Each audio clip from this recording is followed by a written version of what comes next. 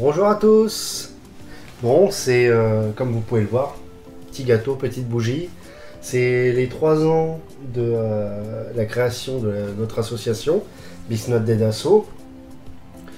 Et on s'est dit, allez, on va un petit peu marquer le coup.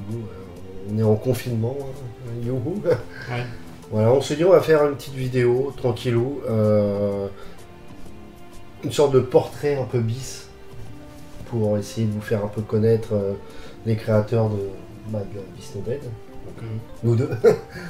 Voilà, en gros, c'est juste histoire de discuter, de parler cinéma, vous donner quelques films qu'on aime bien, et puis à travers des questions en fait. Oui, c'est ça, on a travaillé des questions chacun de notre côté sur l'un et l'autre sans qu'on connaisse les questions en fait, donc voilà, c'est plus pour le fun quoi. Voilà, c'est ça, une sorte d'interview un peu miroir. Voilà. En espérant que vous allez aimer, puis je pense que vous allez peut-être... c'est le but, hein, de découvrir quelques films qui peuvent être intéressants quoi. Alors du coup, bah, ça, ma première question, c'est basique, hein, c'est comment es-tu venu à aimer le cinéma bis du coup? Oula. Et bah le cinéma bis, comment j'ai aimé ça. Souvent c'était souvent des images sur les DVD en fait qui m'amenaient à m'intéresser. Que j'ai toujours été fan de DVD. Hein. Donc et c'est vrai que le cinéma italien à l'époque je connaissais très peu quoi. On était alimenté, tout le monde a été alimenté de cinéma américain. Et souvent j'aimais faire les caches en fait, de base. Et donc en voyant des trucs de Cannibal, notamment les éditions Neo Publishing, souvent c'était très peu cher à l'époque, maintenant ça a un peu augmenté. Mais souvent c'est comme ça en fait. Soit en entendant parler sur internet, notamment un site, je fais un peu la promotion Sens Critique, qui m'a aussi beaucoup aidé à apprendre des nouveaux films que je connaissais pas du tout dans ce domaine. Mais en fait c'est de fil en aiguille quoi, c'est vraiment... Il n'y a pas un film qui a été déclencheur en fait, j'avoue que je me souviens pas, je pourrais pas t'en citer un, mais ouais c'est des imageries comme ça, et puis une fois que j'ai aimé un western, après j'ai voulu creuser quoi. Ouais, c'est la curiosité en fait au final. Oui voilà, complètement, ouais. Mais ça fait assez peu longtemps quand même, ça fait peut-être 5 ou 6 ans que vraiment je suis rentré de manière assez dure dans le cinéma, et puis où là vraiment j'ai poncé des réalisateurs, enfin des trucs comme ça quoi. Donc, et ben moi je vais t'en poser une question. On sait qu'on est des amateurs de bis, mais est-ce que toi tu aurais par exemple l'archétype précis d'une œuvre bis, d'un film bis, quasi ultime, que tu pourrais conseiller à quelqu'un qui s'y connaît pas trop et qui pourrait le faire rentrer dans le délire quoi, vraiment ouais. Tout ce qu'on recherche dans un film bis pourrait se retrouver dans ce film. Bah, moi je pense direct au genre post-apo en fait, je pense, qui est assez populaire mine de rien, je trouve, tu vois, qui me plaît pas mal les films comme Mad Max, des choses comme ça, donc je pense à un film comme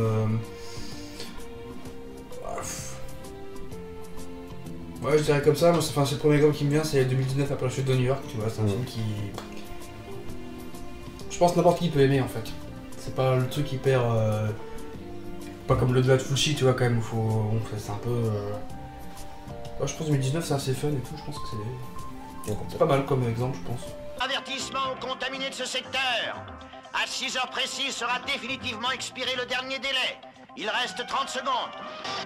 Tu iras à New York et tu devras trouver cette femme. Tu auras la vie sauve si tu réussis à nous l'amener. Tu auras Bronx avec toi. Et Racette. Allez, avancez! Là, ce que vous êtes!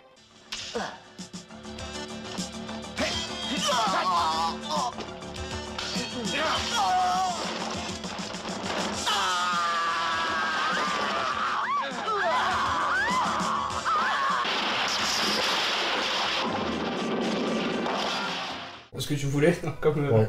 Bah oui, et puis c'est vrai qu'on retrouve des têtes connues dans le bis, ouais, c'est ça, qui permet ensuite de fouiller leur filmographie, genre Gisman, des gars comme ça. Quoi. Alors, ouais, la question numéro 2, c'est combien de films regardes-tu par semaine? Environ. Oula. Alors ça dépend si c'est des semaines où je travaille ou pas. Hein. En ce moment, ces derniers temps, j'ai pas trop travaillé, donc j'irai entre 1 et 2 par jour. Donc Ouais, ça fait peut-être 14 films à peu près, je dirais, par semaine. Ce qui est déjà énorme en fait, hein, quand Ouais, mais puis là j'ai commencé très fort parce que je tiens une sorte de journal et ouais, là, j'ai l'impression, parce qu'avec le confinement, tout ça, on a beaucoup de temps et bon. Ouais, vraiment j'explose les scores en ce moment, donc des fois ça va de presque 3 par jour. Donc, mais bon, on a toujours des trucs à découvrir, donc. Ah oui, c'est sûr. Moi, je voulais te poser la question, est-ce que tu aurais un film à conseiller pour une soirée détente, bière, copains, voilà, où tout le monde passe un bon moment, même des personnes qui sont pas forcément grands amateurs de cinéma bis? On va direct, je veux dire Troll 2. Ouais, ah oui. Troll 2, Claudio Fragasso, qu'on avait vu il y a un an à peu près, qui est un film qui est culte en plus, mais qui est vraiment fun, hein. Enfin franchement, les gens appellent ça un nanar, un peu, je trouve pas, mais c'est... Vraiment, tu te marres en fait, mais tu peux te marrer en te moquant du film ou te marrer juste parce que le film est drôle, quoi. Complètement, et puis c'est un film qui est assez riche en plus, dans les imageries, dans les effets, les effets spéciaux un peu... les gobelins. Ouais, voilà, c'est ça, les Oui, maquillages et tout. C'est des gobelins dans le film, c'est pas des...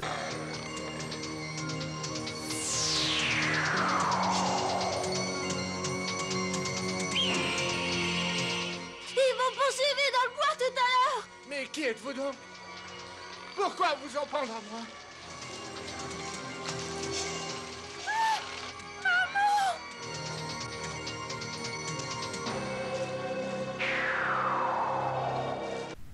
Du coup, moi, je voulais savoir, bon, c'est une question un peu... quel est ton genre préféré de bis? Bon, en fait, je m'intéresse vraiment à tous les styles de cinéma et tous les genres. J'avoue que je sais pas exactement s'il y en a vraiment un que je surkiffe. En tout cas, j'adore tous les films un peu fantastiques qui ont un rapport avec la magie noire, ce genre de choses, des trucs un peu médiévaux. Puis aussi les slashers que j'aime beaucoup. Mais sinon, il n'y en a pas vraiment un qui dépasse les autres, on va dire. Voilà. Mais ouais, vraiment, dès que je vois des sorcières, des trucs comme ça, tout de suite ça m'attire en fait. Moi j'avais envie de te poser un dilemme quand même assez important dans le cinéma, pour les fans de cinéma bis. Imaginons un monde où tu supprimes l'un des deux réalisateurs, Claudio Fragasso ou Bruno Mattei. Bon, parce que pour ceux qui connaissent pas trop, c'est deux grands réalisateurs de série Z qui ont beaucoup travaillé ensemble, qui ont un style assez unique et qui se retrouvent, qui se rejoignent sur pas mal de trucs, l'exubérance, les choses comme ça. Et si jamais tu préfères lequel, toi, entre les deux, si tu devais sauver qu'une filmographie? Moi je connais plus Bruno Mattei. Je trouve que Claudio Fragasso est meilleur en réalisation, meilleur en rythme. Bah, après, je pense, enfin moi, si je devais en garder qu'un, je garderais quand même Mattei quand même. D'accord, ok. Ok. Donc, Non, personnel. Ouais. Mais c'est vrai que les grandes œuvres de Mattei, Fragasso... Bah, en fait, mais ça c'était reconnu que récemment, enfin quelques années, que Fragasso en fait co-réalisait les films en fait. C'était pas qu'un histoire réalisateur ou un scénariste, il faisait vraiment les films avec Mattei quoi. Ouais, Donc, je pense que si Mattei avait fait les films tout seul, ça aurait peut-être pas la même gueule quoi. Son c'est un peu... Oui, ils sont liés en fait. Complètement. Ouais. Alors du coup, moi, je voulais que tu me fasses le top 5 de tes réalisateurs de bis préférés. Je te dis pas dans l'ordre, hein, parce qu'il Non. me faudrait plus de temps, mais... Non, pas dans l'ordre. Sergio Corbucci, quand même, j'aime beaucoup. Bon, voilà, qui s'est attaqué au western et puis aussi un peu au gothique. Peplum aussi un peu. Hein. Peplum aussi. Après, bon, c'est vrai que j'y connais un peu... Je m'y connais pas hyper bien dans le Peplum. C'est pas mon style de prédilection. Sinon, il y aurait qui d'autre? Bon, en américain, mais je sais pas tellement si on peut dire que c'est bis, mais j'aime tous ces films quasiment. Enfin, c'est plus connu. William Lustig. Bon, c'est du bis, hein, ouais, c'est un peu du bis quand même. William Lustig, j'adore. Toujours en américain, Roger Corman, c'est de la série B. Il y a tellement de films qui sont excellents. Ouais, qui d'autre? Un qu'on est en train de poncer en ce moment, Antonio Margheriti. J'avoue que j'aime pas tous ces films que j'ai vus de lui, mais il y en a quand même une bonne majorité qui sont vraiment sympas et mémorables, quoi. Et sinon, qu'est-ce qu'on pourrait Plus dire?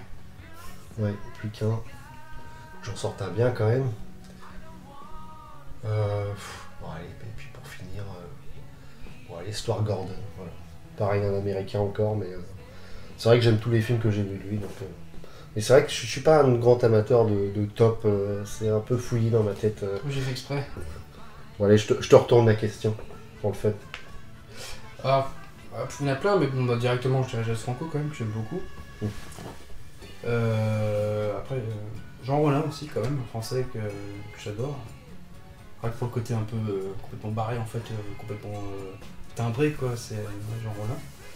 Après, j'ai Lucio Fulci, quand même si j'aime pas tous ses films, j'en ai quand même pas mal qui m'ont vraiment retourné le cerveau, quand même. Je trouve, Claude Delal, L'Enfer des zombies, Frayeur, ces films-là m'ont un peu... wow, quoi. J'adore Joe D'Amato aussi. Parce que j'aime bien le côté un peu extrême, en fait, à chaque fois, le mec il te montre tout et c'est ce que je recherche, quoi. Et pour le cinquième, Roger Corman aussi, je pense. Vraiment, j'adore aussi, quoi. Puis hyper éclectique, quoi, c'est... Ouais, puis oui, même quand il s'agit de faire du drame, The Intruder, par exemple, c'est un chef-d'œuvre, quoi. Donc, en fait, c'est vraiment un bon réal, quoi. Oui, complètement. J'aime bien cette question. Non, si jamais tu pouvais, mort ou vivant, prendre un réalisateur ou un acteur, dans le cinéma bis, hein, toujours, avec qui tu aimerais passer une soirée entière avec lui. Christopher Lee. Ouais.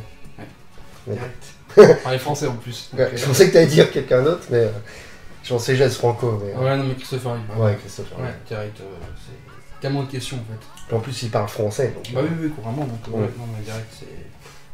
Bon, ça n'arrivera pas, hein, mais. Ouais, putain. Bon, une question à la con aussi, là, du coup, j'ai pour t'embêter. Si c'est le top 5 de tes films préférés bis.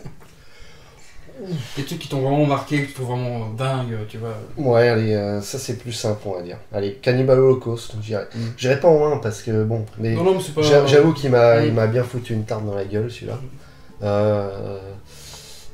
Enfin, j'en attendais beaucoup et vraiment il m'a donné tout ce que j'en demandais. Donc, Maniac de William Lustig, quoi, que j'adore, vraiment, qui est pour moi un classique. Du coup, je vais reciter un peu les mêmes réals que j'ai cités tout à l'heure, mais Pulsion Cannibale d'Antonio Margheriti, je l'adore ce film. Je trouve ça excellent. J'aime beaucoup La Malédiction d'Arkham, moi, mais, qui est vraiment bon. Oui, et puis allez, voilà, et dans le classique, bon, merde. Zombie, voilà. Alors, on va faire dans le simple. Hein, alors, j'avoue que c'est ceux qui me viennent comme ça en tête, mais... Est-ce qu'il y aurait un film bis à absolument ne pas regarder en famille, quoi. Ça mettrait... si jamais tu le mets par hasard, et ça créerait un gros moment de solitude, pas possible. Avec petite sœur... Bah écoute, il y a plein qui me viennent, mais le premier qui me vient, c'est un film qu'on a vu il y a pas longtemps ensemble, c'est Nécromantique. Ouais, putain. Là, je pense que, bon, tu sens un peu seul, quoi. Bon, pour rappeler, c'est un film allemand des années 80 où un couple s'amuse à choper des cadavres pour faire des trucs sexuels avec, quoi. Donc c'est assez malsain et glauque, en fait.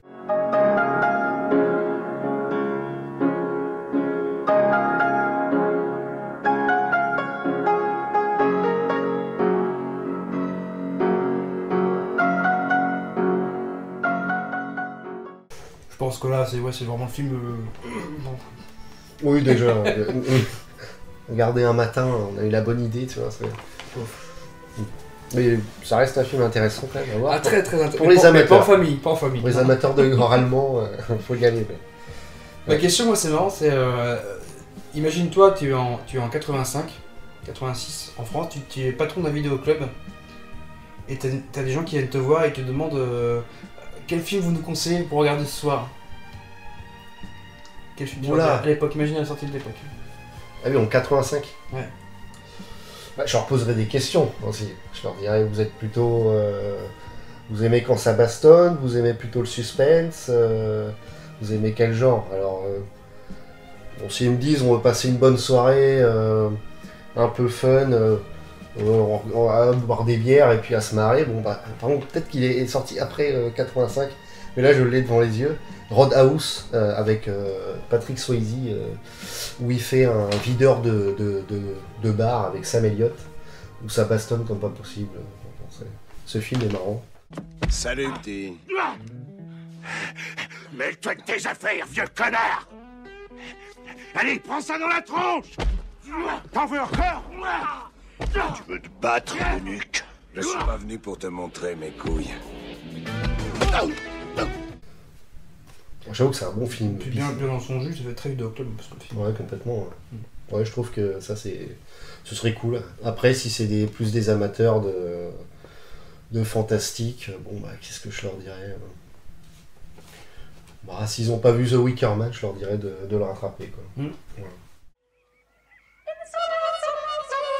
And on that day there was a girl, and on that girl there was a man, and from that man there was a sea, and from that sea there was a boy, and from that boy there was a man, and for that man there was a grave, and from that grave there grew a tree.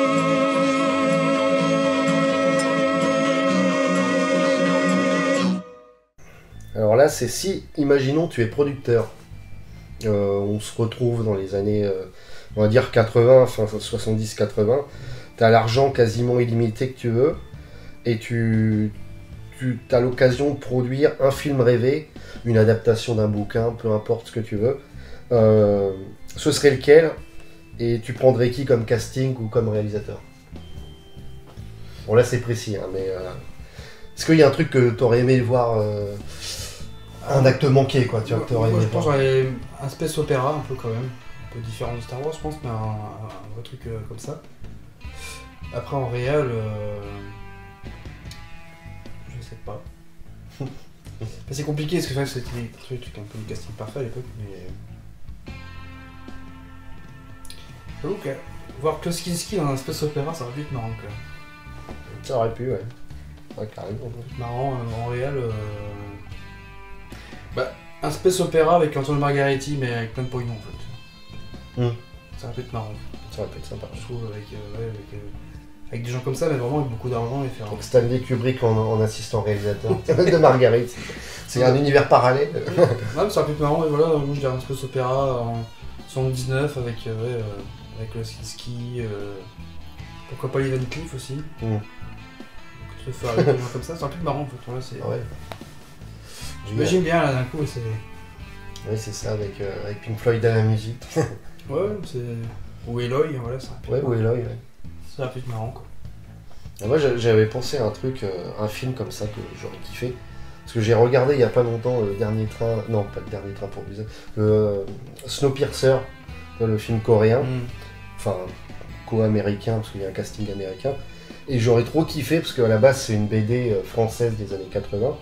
Et j'aurais trop kiffé Umberto Lenzi qui l'adapte.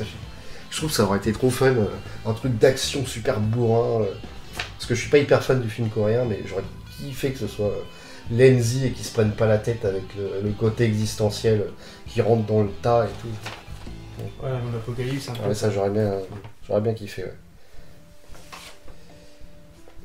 Alors moi c'est une question beaucoup plus personnelle, c'est on a fait des soirées à cinéma avec le Trasso, c'est pour toi quelle est ta soirée préférée qu'on a fait en 2 ans? Ah, qu'on a fait, oula. Bah, j'avoue que celle avec sur le western, il y avait quand même beaucoup de monde, les films étaient super bien, et il y avait une très bonne ambiance, donc ça c'était cool. Et sinon je dirais aussi celle de Joe D'Amato, parce que je suis pas un hyper grand fan de... Enfin, j'aime bien ces 2 films-là de Joe D'Amato, mais je suis pas un grand fan acharné de Joe D'Amato. Mais le fait qu'on ait eu notre premier invité, Sébastien Guéraud, à qui on passe le bonjour, bah ensuite on a passé un super week-end, quoi. À causer cinéma, enfin aller dans les restos, si on pouvait encore, aller boire des coups et tout au bar. C'était top. C'était incroyable, super professionnel, sa présentation, les films... il y avait des gens, il y avait pas mal de gens en plus à cette soirée-là. Puis personne connaissait, enfin pas grand monde connaissait, donc ça a été pas mal de claques dans la gueule aussi dans ceux qui ont regardé les films, donc bon, c'était génial cette soirée. Donc, ouais, carrément. Je dirais celle-là, ouais. j'ai envie de te demander un film méconnu, donc vraiment qui est vraiment pas connu même par les amateurs de bis, qui est pas très connu mais qui mériterait vraiment d'être connu et apprécié par tous. Est-ce que t'en as un qui te vient en tête comme... Je dirais en genre français, par exemple, moi j'ai adoré L'Immoral de Claude Mulot, par exemple. Mm. C'est un film qui est vraiment pas connu, et qui est sympa, quoi, je trouve. Il faudrait faire un film par genre, tu vois, là c'est un peu comédie, un peu Ouais, complètement. drame érotique, quoi. Ouais, c'est le premier truc qui m'a pris, ouais, L'Immoral de Claude Mulot. C'est un film qui est sorti en DVD en plus, hein, mais qui est un bon film, je trouve. Ouais, complètement, ouais, qui est vraiment sympa dans sa carrière. Oui, c'est pas le plus connu de sa filmographie. Je pense aussi à La Comtesse Noire de Jess Franco, mais mine de rien, c'est connu aussi, au final. Oui, là c'est connu quand même dans sa filmo.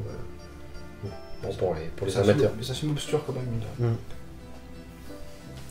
Alors moi c'est une question qui m'a fait marrer en écrivant celle-là, c'est que penses-tu de l'utilisation du mot nanar à tout va de nos jours?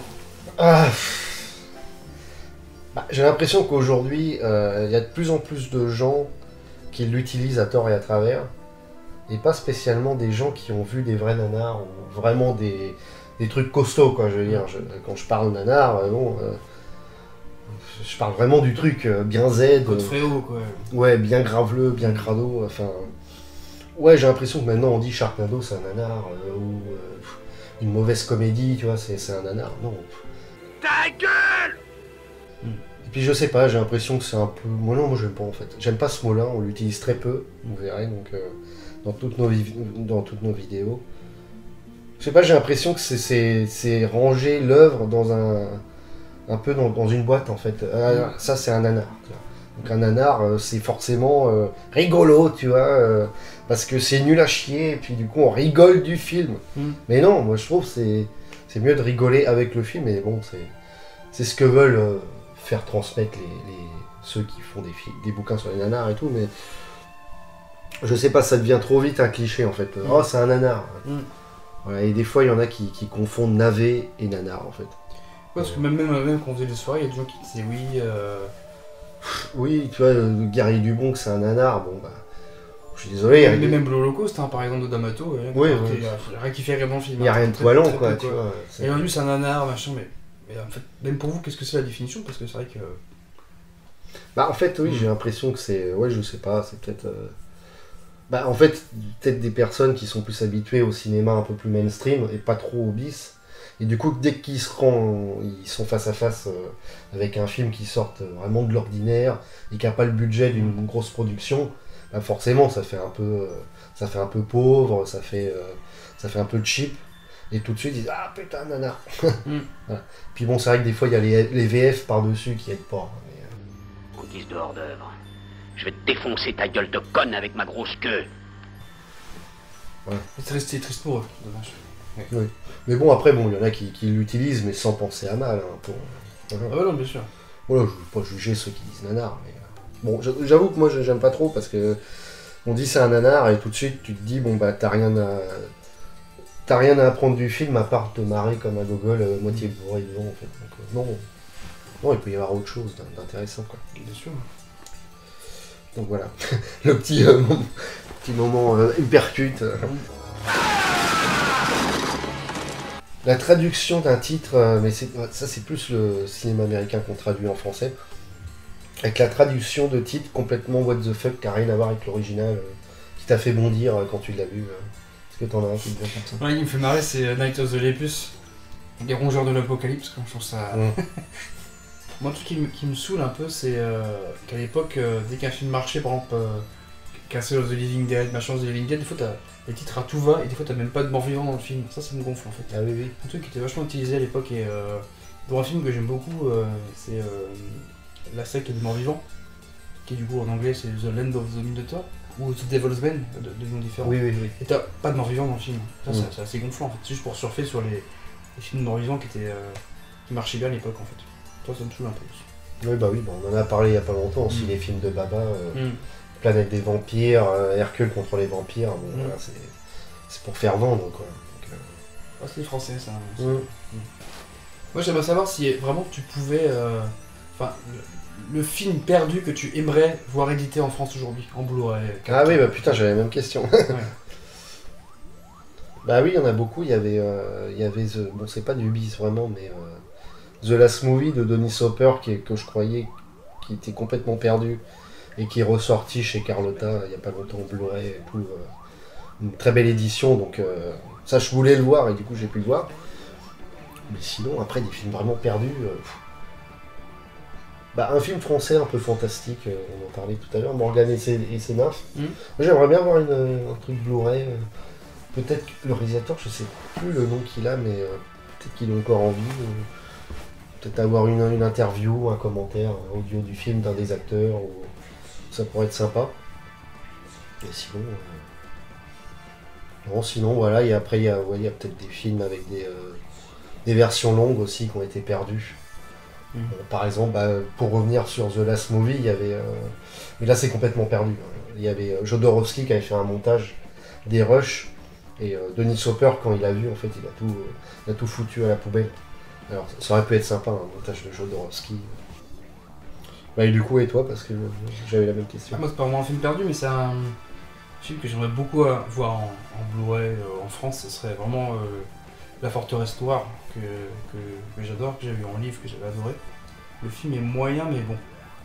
Je parle encore de la légende, tout le temps j'en parle, comme quoi il y aura eu 3 heures de film, en fait, en plus de 3 heures de film tourné par Michael Mann. On sait pas si c'est vrai ou pas, mais si ça existe quelque part. Mais un Blu-ray avec le film et la musique de Tangerine Dream à côté, j'avoue que ça pourrait être un bel objet.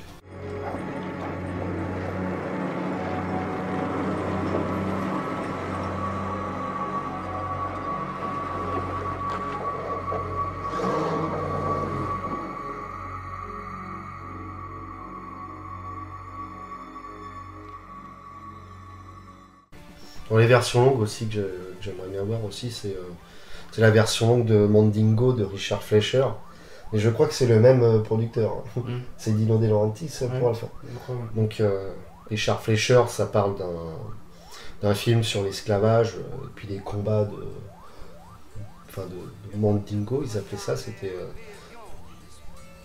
des Afro-Américains qui venaient d'un certain peuple. Et le film, à la base, Richard Fleischer voulait faire son Autant n'emporte le vent, mais du mauvais côté, quoi. En dénonçant le racisme de ces États du Sud. Et le premier montage durait 3h30, un truc comme ça. Et Dino De Laurentiis est passé par là, il a tout coupé. Puis le film dure 2 heures, je crois, donc, la version finale. Donc c'est perdu, je crois. Enfin, ça sortira jamais.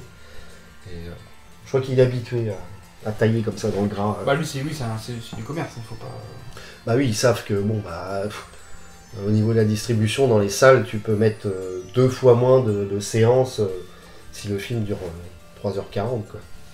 Peut-être que ça existe quand même, Peut-être, faut pas désespérer. Hein. Là, bientôt, il y a un film de George Romero qui croyait qu'il était perdu, il va bientôt ressortir en salle et en Blu-ray, donc faut y croire. Alors oui, tiens, un petit peu de musique, on va parler un peu de musique de film. Est-ce que tu as un thème une musique de film que tu aimerais qu'on passe à ton enterrement? Il y en a plein, je pense, mais... Alors franchement, si je devais choisir une musique, parce qu'il y en a plein que j'ai dans le beat, mais qui dépasse mon enterrement, je choisirais la BO de Bruno Nicolai pour Les Nuits de Dracula de Jess Franco. Je la trouve vraiment un peu sombre et tout, ça pourrait être marrant. J'avoue que j'imagine bien la scène en fait. Là, c'est... Ta-na-na.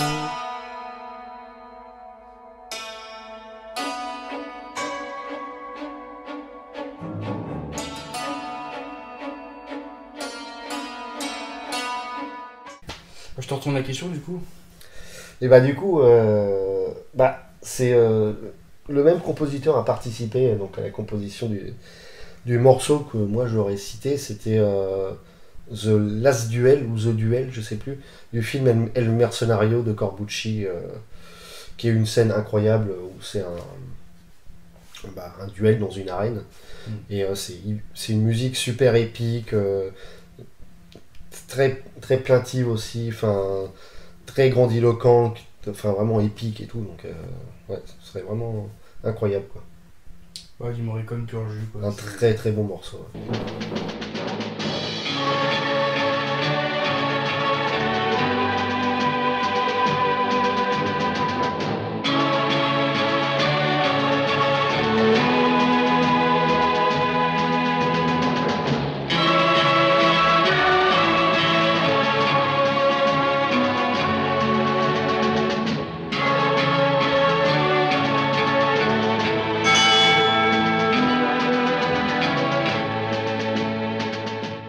une personne, du coup, morte, que tu aurais adoré rencontrer. Bah, moi, bon, il a pas fait beaucoup de bis, mais Denis Hopper, c'est le mec que je kifferais le plus rencontrer. Bon, il est mort, quoi.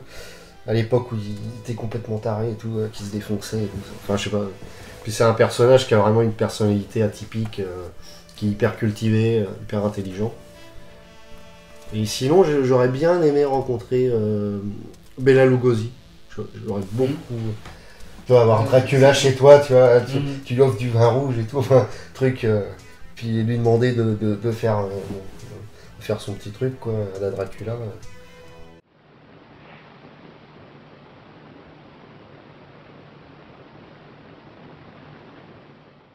Puis sinon, Vincent Price aussi. Ouais. Je kifferais bien.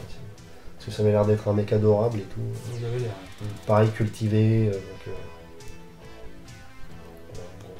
Alors, si jamais un étranger, peu importe américain, indien, norvégien, vient te voir et ne connaît rien au cinéma bis français, tu lui conseillerais lequel en premier pour rentrer dans...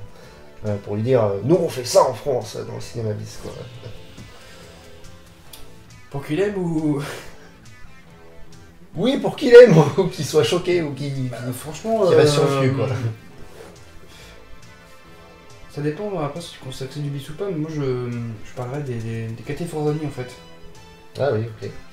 C'est pour le truc que je montrerais, là je pense directement à Étrange couleur des larmes de ton corps en fait. C'est qui a d'ailleurs pas mal marché aux États-Unis je crois. Ouais, c'est possible ça. Mais ouais, direct, je dirais bah toi en France, il y a ça quoi. Même si bon, on pourrait parler de Jean Rollin ou de choses comme ça, mais bon ça. Ça serait pas Norbert Moutier, Ogroff. Non. Curieux. Non, mais ouais, je pense soit l'étrange couleur ou les ébons et les cadavres. Je pense que c'est un truc que je pourrais montrer avec fierté en fait. Vraiment, faut faire ça en France, c'est de la qualité, c'est vraiment voilà, c'est original. Si tu devais choisir dans un vinyl store la bande son ultime, tu vois, la bande son ultime de film. Enfin, moi, une de mes préférées, c'est la bande son d'Halloween 3, mais en fait, j'adore cette bande son, donc... Ouais, cool.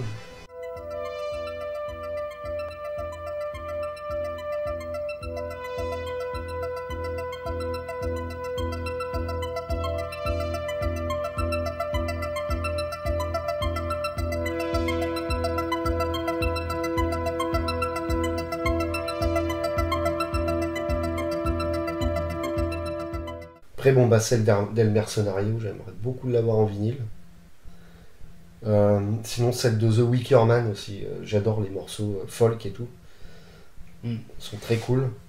Et sinon, la musique de l'Emprise aussi, que j'aime beaucoup. Don't start without me.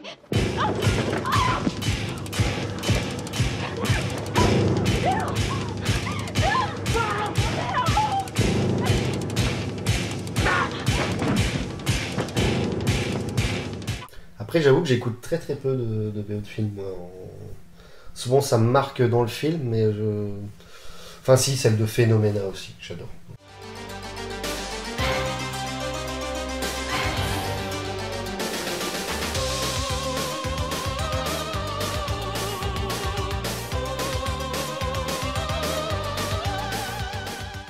Ouais, mais il y en a plein en fait, mais je les écoute très peu en dehors en fait. Donc, ouais. Un peu, hein, mais moins que d'autres en tout cas. Et toi, t'en as une qui te tiendrait à cœur?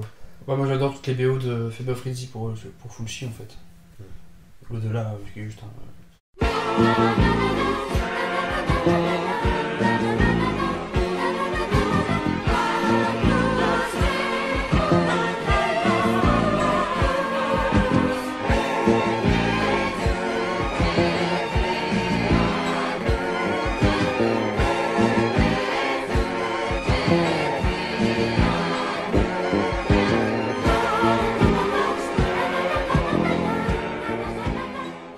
Magnifique quoi, même tu peux écouter comme ça en fait, hein, c'est... Oui, complètement. C'est du jazz, free jazz un peu sombre et un peu dark quoi, c'est... Moi j'irais faire Frizzy, tout ça, tous ces compositeurs là quoi. Et la bande son aussi de Venus in Fur, j'ai du mal, de Jess Franco, c'est vachement bien quoi. Le morceau titre... Venus in furs will be smiling.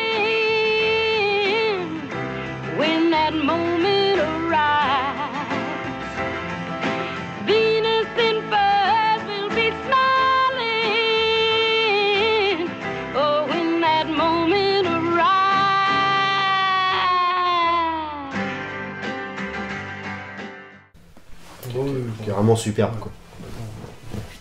Pas tous les westerns. Mais je sais pas s'il est sorti en vinyle, celui-là, d'ailleurs. Bah, ça me dit, je pense que si. À creuser, ouais. Mais bon, toutes les BO de western aussi qui sont géniales, quoi. Bah oui, complètement. Plus Bacaloff, William Morozov de Angelis, tout ce genre-là, c'est génial. Oui, à chaque fois, voilà. quoi. Oui, et puis sans citer une Morricone, mais ça, Ouais, c'est très trouvable, quoi, tu vois. Ah oui, c'est. Mm. Ouais, mais trop. Est-ce qu'il y a un film pour toi qui est appréciable ou que tu peux comprendre, mais seulement en le regardant dans un état second, quoi. Où il faut être soit défoncé ou pour vraiment apprécier à sa juste valeur le film.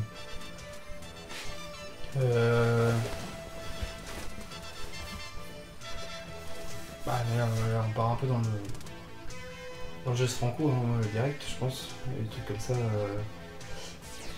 Bah moi, je sais que geste franco, genre voilà, en général, j'aime bien être un peu, voilà, alors le côté un peu piccolo, en fait, sur ça, beaucoup plus, on rentre beaucoup plus dans l'univers du réalisateur, en fait. Mais franchement, on parle encore tout de suite de Venus in Furs, je pense que c'est un film. Rien que le film en lui-même te pète la tête, en fait.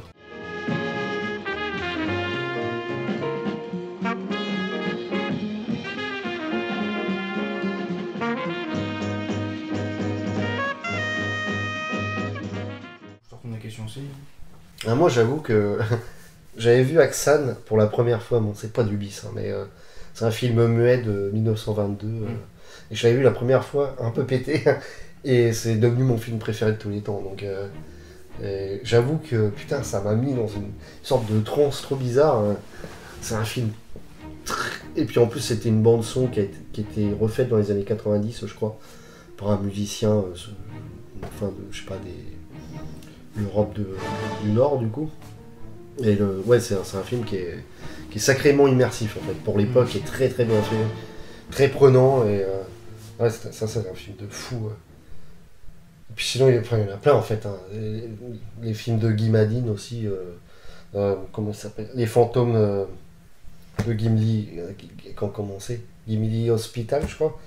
Ça, c'est des films aussi très immersifs et très... Ouais, c'est un peu fou, quoi. Puis Alice au Pays des Merveilles aussi. Mais ça, c'est des films qu'on a vus sobres, hein. Gamin, quoi. Ah, Fantasia, pour les pas longtemps aussi, c'est pas mal. Hein. Ouais. Ouais, il y a des trucs comme ça. Hein. The Trip de Corman aussi, hein, c'est... Bon, faut le voir, hein, celui-là. Super film.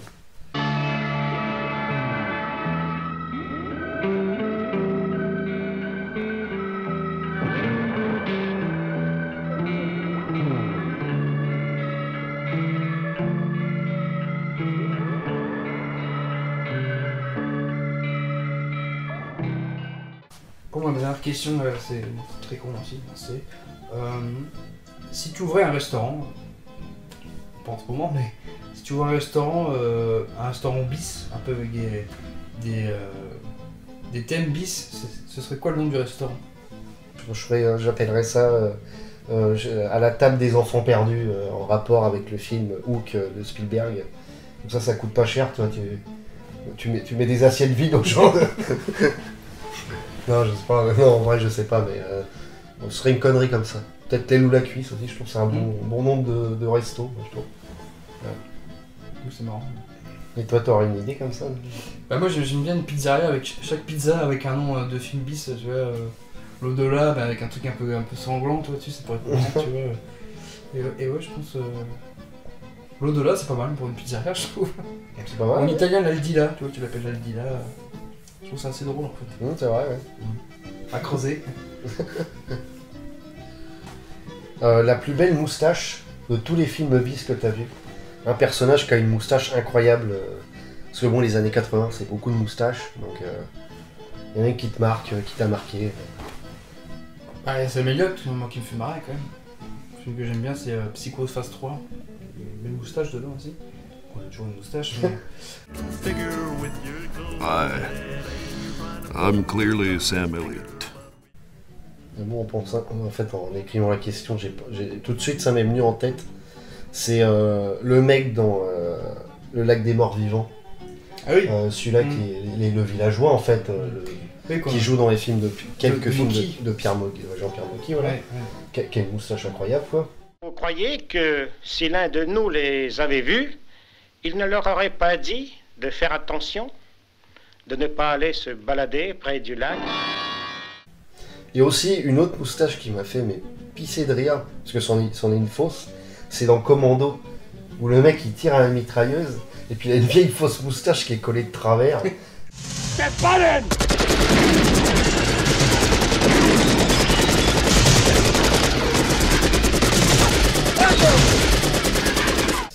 Le méchant avec le meilleur look dans les films bis. Parce qu'il y en a un qui devient... Gentil, ce serait Zardoz, je pense qu'il viendrait direct. Mais méchant... Méchant.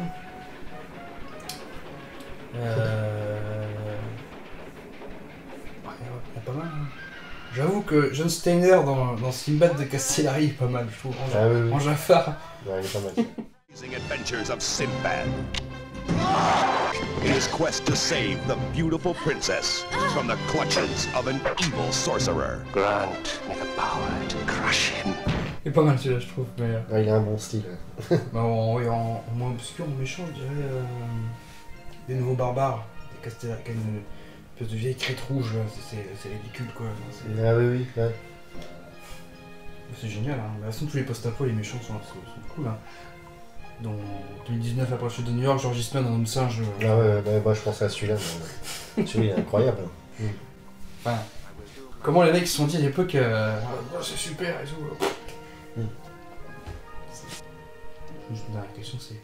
Par exemple, si on te disait à partir de demain, que le support physique est complètement supprimé en fait.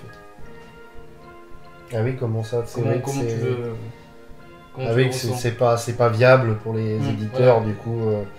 du coup, ils passent tous à la VOD, quoi, Voilà. au dématérialisé. Ouais. Bah, ça me ferait chier.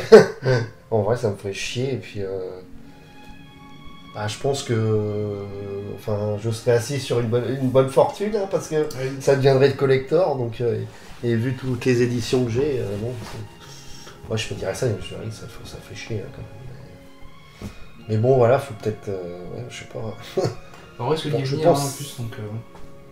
Ouais, mais je pense pas tout de suite, Non, hein, pas tout de d'ici suite. 20 ans peut-être, mais Hmm. un truc comme ça. Mais regarde, on continue à consommer, à acheter des VHS, donc toi des DVD, il y en aura toujours, des Blu-ray quoi. Je pense. Bon bah voilà la vidéo des 3 ans de l'association Beast Not Dead. En ce moment on est dans une situation un peu compliquée, voilà, avec les cinémas qui sont fermés, en espérant qu'ils rouvrent bientôt mi-mai. Pour qu'on refasse des vraies soirées cinéma et avec vous tous quoi. Sinon bah aussi on pourrait peut-être aussi remercier notamment Artus Film qui a pas mal partagé notre dernière vidéo. On a gagné pas mal d'abonnés donc en Oui. plus. C'est vrai. Donc c'est cool, en espérant que ça vous plaît ce genre de vidéo. Je pense qu'on continuera à en faire. Bah oui, c'est prévu. Hein. Puis bon voilà, c'était plus une vidéo un peu détente, sans prise de tête, sans trop de travail derrière, on va dire, c'était plus comme ça. Mais les vidéos plus travaillées viendront bientôt quoi. Oui, puis c'est vrai qu'on avait déjà fêté les 2 ans l'année dernière pendant le premier confinement, et en 1 an, mine de rien, on a fait très peu de soirées, on en a fait 3 je crois, soirées cinéma. Donc, Ouais c'est ça. c'était plus pour marquer le coup, mais c'est vrai qu'on on se dit que maintenant on fera beaucoup plus de vidéos. Oui voilà, plus sur YouTube aussi en parallèle quoi. Et puis quand les soirées reprendront, je pense qu'on essaiera de soigner un peu plus nos présentations pour ensuite faire pouvoir les mettre sur YouTube, mais que ce soit bien plus propre le son et l'image. Donc ça c'est des choses à travailler. Bon, on débute hein, dans la vidéo, on n'est pas très très aguerri encore. Pas non plus dans le montage d'ailleurs, ça c'est pas ouf, mais bon voilà. C'est surtout pour transmettre notre passion du cinéma et puis voilà quoi, n'hésitez pas à commenter surtout les vidéos et puis pour en discuter avec nous quoi. Si vous avez des questions aussi, on pourrait peut-être n'hésitez pas quoi. Bah complètement. Et ben on vous dit à la prochaine. Allez, salut.